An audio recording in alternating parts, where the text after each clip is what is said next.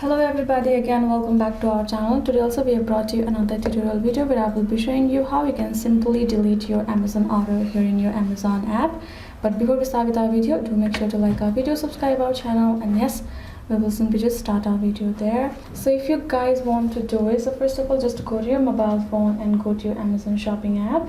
And once your app is open, you will kind of see this kind of interface, right? So what you can do is you can simply see this profile icon here below. So you will simply go ahead and tap on that icon right there, and then you will be able to see this kind of options above. Simply you can go ahead and tap on this your orders option given, tap on it, and here you will be able to see all of your orders that you have done so far. So what you can do is once you see any of the orders that you would like to remove, that you don't need anymore, so if in case it's already been past the days that you can return or cancel that order, so you cannot do it if it's already packed and ready to deliver. So what you can do is instead exchange that order if it's not according to your need.